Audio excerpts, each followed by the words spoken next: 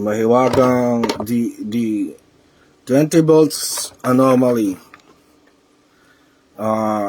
Probable cause solar flares. There's 20 volts fluctuating every second, volts per meter. Source unknown. We will close the battery.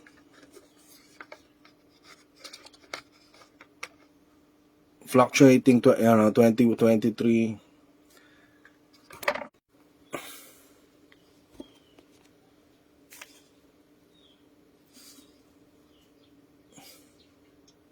So, alis tayo sa electronics. Let's go far away from electronic equipments or electronic stimuli or device. So, let's put it near. So, that's the 20 volt anomaly.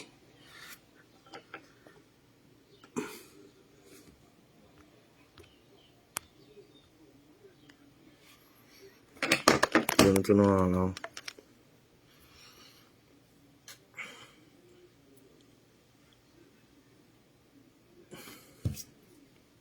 Ano wala?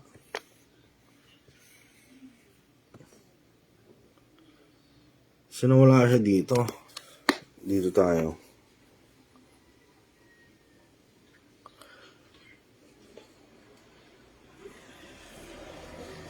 So, hindi siya man-made, hindi siya, natural. Oh, shit.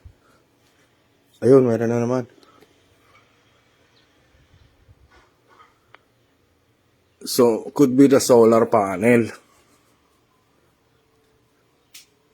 Nandito yung solar panel namin eh.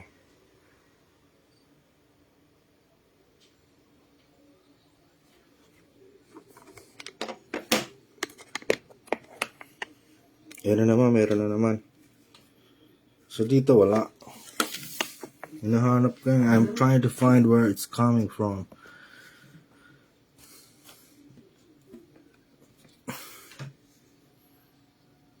Yan, 20 volts per meter pulsating every second. Time today is 4:30, Monday, May 4.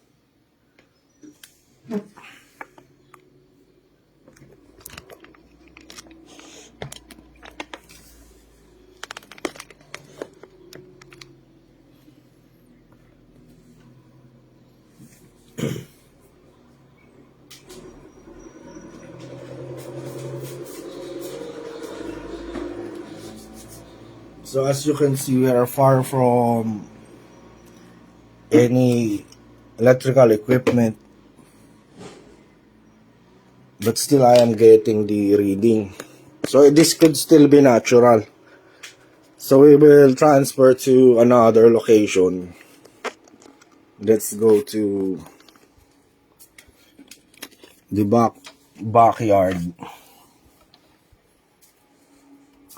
26, 20. We have a magnetic field here. Coming from dito siguro. Hindi doon. Probably here. And we have 117 here. Coming from where? Diba? Increase in magnetic and electrical field is occurring right now. So, unplug ko siya.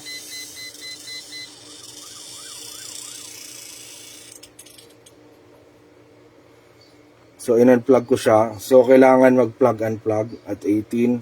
It disappeared. So, hindi sa nagagaling to. Where is this coming from? Naka-unplug na yon.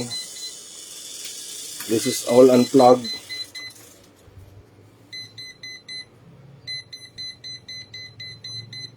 Where is this coming from?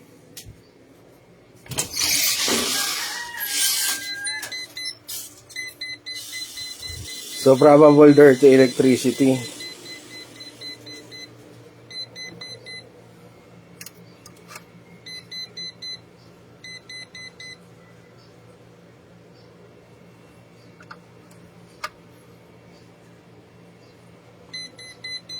Di ba? At this distance. So we are technically surrounded by EMF. Let's see if there's any fluctuation. So this magnetic field is, I think, is coming from the air conditioning. 22 at this distance.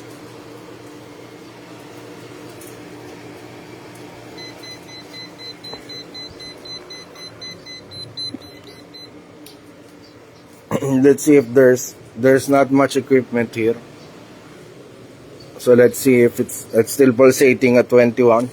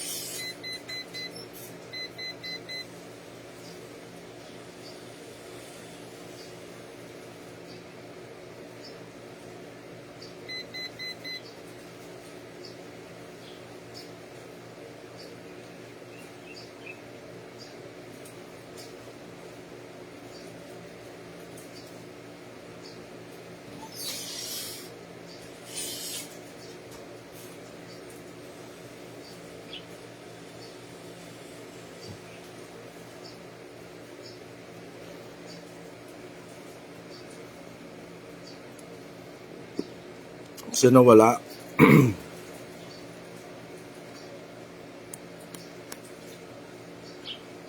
Hindi, nandun pa rin.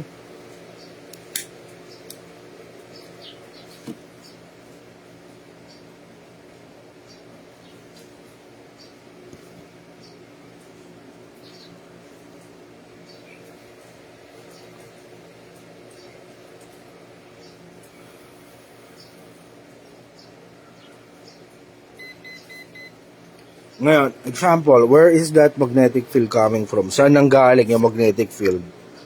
An electrical field, wala man tayo electronics.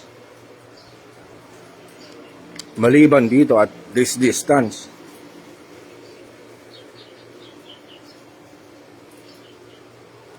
So this could be coming from the sun. So the sun is emitting magnetic and electrical fields, or electrical EMF